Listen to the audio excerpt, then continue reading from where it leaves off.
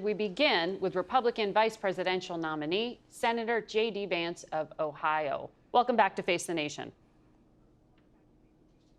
Thanks, Margaret. Good morning. Senator, we heard from Donald Trump this week that he wants to end all taxes on overtime pay for workers. How would this exemption work? Would this mean someone working a 40-hour work week would then not pay payroll taxes and not pay income taxes? Well, that's exactly how he envisions it, of course. We're talking about hourly workers. And, of course, when you work overtime in this country beyond 40 hours, you get time and a half. And the president's saying if you're one of those select hard workers that's really busting your rear end to try to make good in Kamala Harris's economy, then you should get a tax cut. And I think it fits fully, Margaret, with his entire tax agenda, which is we want American workers to get tax cuts under President Trump's policies. And we want to actually penalize companies that are shipping jobs overseas through tariffs. And Kamala Harris's tax policies are, in fact, the inversion of that. She wants to raise taxes on American workers and actually reward companies for shipping jobs overseas. So it is a really stark contrast between the agenda of Donald Trump and of Kamala Harris. Just to follow up on that, you said penalize companies who ship jobs overseas. So your tariff policy would only apply to those companies who are shipping jobs overseas? Well, almost by definition, Margaret, when you apply a tariff, what you're really doing is applying a penalty to somebody who manufactures or makes something overseas. You're basically charging them a penalty to bring it back into our country. And so what we're trying to do here with these tariffs is actually induce more people to make more things in the United States of America. One of the great tragedies of not just Kamala Harris's leadership, but 40 years of American failure is that we've lost our critical manufacturing industries to Mexico, to China. We started to undo that for 4 years under Donald Trump's leadership, but we've got to do it for much longer and in a much more intense way because, as we've learned just in the last few days, the world has gotten more dangerous. We can't rely on other people to make the stuff we need.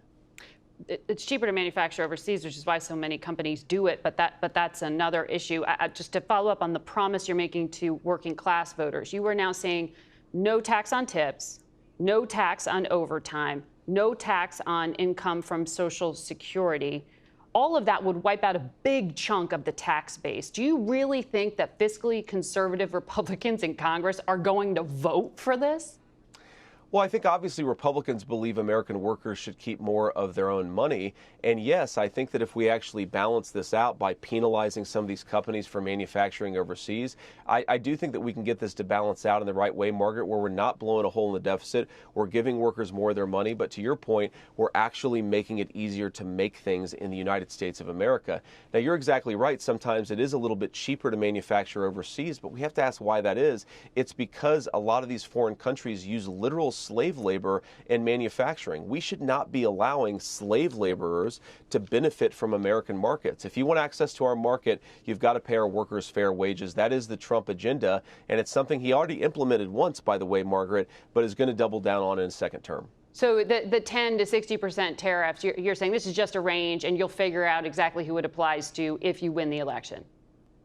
Well, I think you have to take some recognition, Margaret, that this is a negotiating tactic. You go into some of these negotiations, and sometimes you're going to have to do higher tariffs. Sometimes you might be able to do lower tariffs, but I don't think you go in saying you're going to do exactly this on every country. You use that as part of the negotiation. This is one thing that Donald Trump was so good at during his first term, is actually negotiating with foreign countries and benefiting American workers in the process. Wow. If you say you're not going to do any tariffs, you're basically going into these trade negotiations completely unilaterally disarmed. You don't want somebody who's negotiating for American workers who's already saying, I'm not going to use the most important tool, which is exactly what Kamala Harris has done. Well, but Harris and Biden have used tariffs in strategic ways on strategic industries, and it sounds like you're saying you'll also be strategic there. You represent Ohio here in Washington, and your state's governor is asking for federal help to deal with the influx of about 15,000 migrants over the past 4 years, which has strained the health system, he says, schools, caused safety issues. You've been talking about these problems, but what have you done to help Governor DeWine with his request for federal help?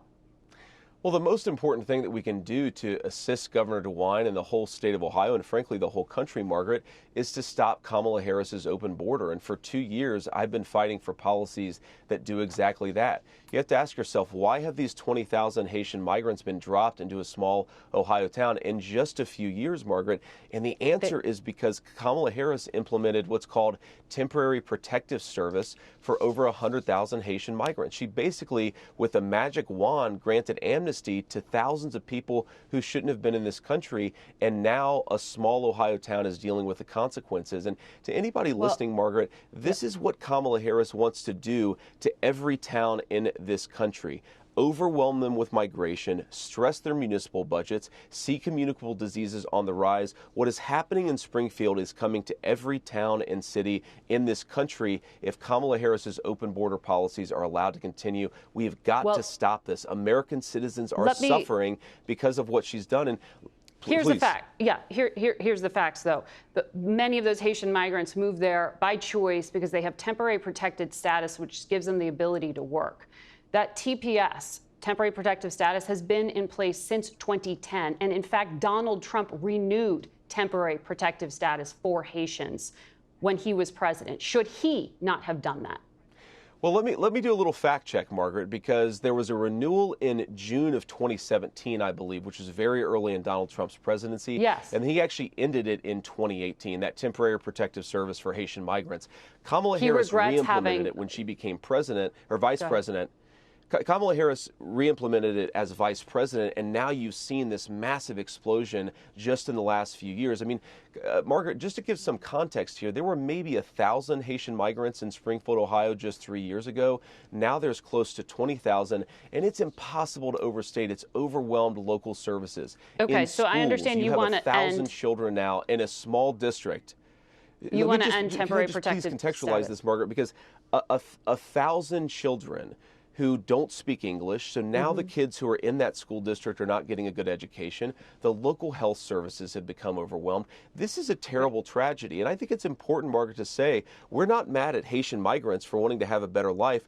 We're angry at Kamala Harris for letting this happen to a small Ohio town. And thank God Donald Trump has called attention to it and would fight back against these policies if the American people reward him with the presidency. Well, Governor DeWine has been calling attention to it and asking for federal help. On September 9th, you amplified what you said yourself were rumors about Haitian migrants eating pets. Donald Trump then claimed those were facts, and he repeated them to 67 million people on the debate stage this past week. In Springfield yesterday, 2 hospitals went into lockdown after police were alerted to a bomb threat. On Friday, 2 elementary schools, 1 middle school were evacuated.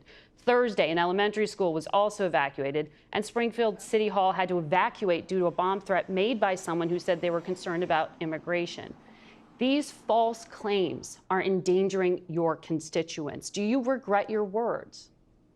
Well, Margaret, first of all, we condemn all violence and condemn all threats of violence. I want whoever made these threats to be prosecuted to the full extent of the law. But we don't believe, Margaret, in a heckler's veto in this country. You can condemn violence on the one hand while also saying that there have been terrible problems caused by Kamala Harris's open border in Springfield. Now, you said that these are false rumors. Well, I've heard about a dozen things from my constituents in Springfield, Ohio. 10 of them are verifiable and confirmable. A couple of them we have direct firsthand accounts of, for example, migrants abducting geese at the local park and slaughtering them and eating them.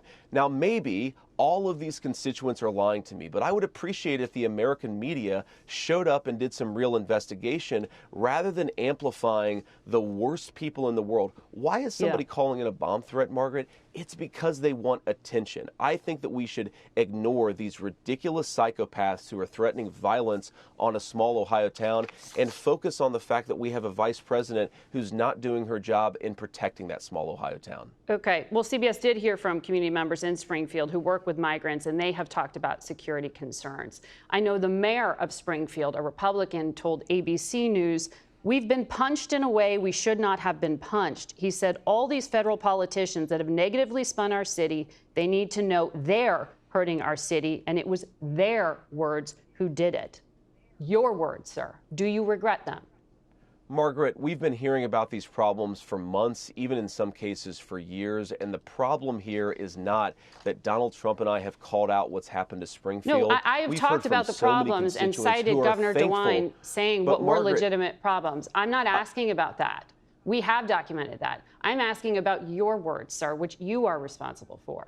But, Margaret, you only documented it after Donald Trump called attention to it. And so, look, with all respect to the Springfield mayor, we've heard from many people who live in his town who are grateful, Margaret, for the fact that we are now talking about these problems and trying to solve them. We don't want anything bad to happen to Springfield, but the worst thing that's happened to Springfield in the last 20 years is that Kamala Harris allowed 20,000 migrants to be dropped on the front door with no plan to assimilate them, no plan to care for them, no plan to help the residents deal with the massive strain on social services. I understand. Look, I talk to a lot of people in Springfield. People are frustrated with the national media attention. Some people are also grateful that finally someone is paying attention to what's going on. You're never going to get this stuff perfect, Margaret, but that's why Kamala Harris shouldn't have done this in the first place. These people are suffering because she didn't do her job. Again, the Springfield mayor is a Republican. That's who I was quoting to you. Yesterday, you posted a video, the origins of which CBS cannot confirm, claiming Africans are grilling cats in Dayton. Haiti's not Africa, Dayton's not Springfield. But putting all that aside, what is your intent in furthering the focus on these people? You're not talking about how to surge federal funds to help with safety, hospitals, and schools. You're talking about this. Margaret, is your argument really that it's a huge difference if migrants are grilling cats 20 miles away from Springfield rather than downtown Springfield? And would it change if the video was 20 miles closer to where these things allegedly occurred? My point here is that the American media ignores these stories. Everybody who has dealt with a large influx of migration knows that sometimes there are cultural practices that seem very far out there to a lot of Americans. Are we not allowed to talk about this in the United States of America, Margaret, because the American media is more interested in fact-checking innocent people who are begging for relief than they are in investigating some of these claims? I'm going to talk about what my constituents are sending me. That video was actually filmed by a constituent. That video was filmed by a person who is worried about what's going on in these communities. I'm going to talk about it because that's what I need to do as the United States Senator for Ohio, is represent Ohio and actually make sure that people's concerns get their voice. Again, as a representative of Ohio, these are officials from Ohio, including the Dayton police chief, who said there is no evidence of what you just claimed as being verifiable or true. CBS confirmed, we were able to confirm this video, and it was of the Proud Boys marching through Springfield yesterday. We know hate groups have been amplifying the concerns about Haitians for weeks. What constituency are you trying to appeal to here by putting this at the center of the conversation? Margaret, first of all, whatever a local mayor said about this case, I am hearing from dozens of constituents who are concerned about these issues. They are allowed to be concerned about these issues, and I think it's shameful how the American media ignores them. Now, you mentioned a Proud Boys march. I imagine that's the clip that I saw yesterday of about a dozen people marching down the street. Of course, I don't align myself with the views of the Proud Boys, Margaret, but we have to remember that this is a real problem. The media is using things like a dozen marchers to ignore and distract from the fact that thanks to Kamala Harris's open borders, there are children who aren't getting a good education. Thanks to her open border, there is a rise in HIV cases in Springfield, Ohio. Thanks to her open border, murders are up 81% in Springfield, Ohio. I am much more concerned about the Vice President of the United States failing to do her job than I am that a dozen people carried the wrong flag when they were marching in Springfield, Ohio yesterday. Let's focus on the real problem. That's the Vice President of the United States not doing her job.